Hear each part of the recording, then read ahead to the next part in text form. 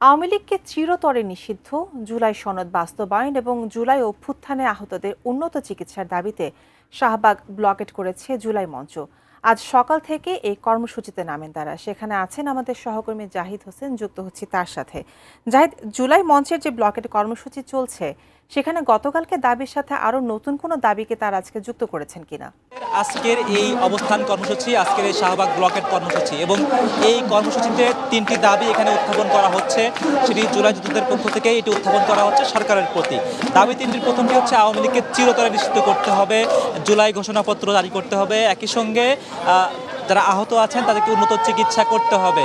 আমরা এখানে যারা আন্দোলন করছেন তাদের অনেকের সঙ্গে কথা বলে দেখেছি, অনেকেই বলছেন তারা অঙ্গহানির শিকার, কিন্তু তারা সুচিকিৎসা পাননি, এই অভিযোগ তারা করছেন। একই সঙ্গে তারা বলছেন যে আসলে 30 দিনের মধ্যে কেন এই জুলাই ঘোষণাপত্র হবে, এটি কেন এখনই নয়, এই প্রশ্ন তারা এখানে রাখছে। একই সঙ্গে তারা বলছেন যে আসলে আওয়ামী লীগের নিষিদ্ধের যে গতকালকে যে সকল যেই তথ্য জানানো হয়েছে সঠিক কোনো প্রক্রিয়া নয়, বরং এটিকে আসলে দলীয় যে দল হিসেবে নিষিদ্ধ করা সেটিকে কেন ঘোষণা করা হয়নি, এই প্রশ্ন তারা এখানে উত্থাপন করছেন। স্বাস্থ্যকর অল টাইম ফ্যামিলি কেক, সব সময় অল টাইম হেলদি লাইফ।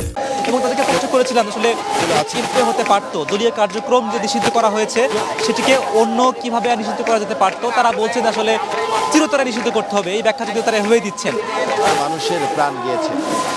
দুই নম্বর দাবি হচ্ছে তারা যেটা এখন বলছেন তাদের যে জুলাই, সেই দাবি তারা এখানে রাখছেন এবং এই তিনটি দাবির পক্ষে তারা যে স্লোগানগুলো দিচ্ছেন, তারা বলছেন যদি না মানা হয় তাহলে তারা এই ব্লকেট কর্মসূচি তারা চালিয়ে যেত। এবং এর পাশে ঠিক চিকিৎসা সরকারের কাছে আরো কিছু অভাব ও নিযোগ তুলে ধরছেন। তারা বলছেন এবং মুজিববাদের যে উপহার শাহবাগের আয়নাঘর, সেই আয়নাঘরের চোখের সমস্যা কারো, তাদের যেই অপূর্ণতা কারো সেগুলো ক্ষতবিক্ষত গুলি আঘাত নিয়ে তারা এখানে রেখেই তারা বলছেন আসলে গরমের কারণে কখনো কখনো, এবং যেহেতু এখানে চারপাশে সড়কগুলোই মূলত কার্যত ব্যাতে বসে তারা এবং এখানে শুধুমাত্র রোগীদের যাওয়ার সেই সুযোগটি রাখা হয়েছে, অন্য যানবাহন কিংবা সাধারণ যাত্রী যেতে পারছেন না।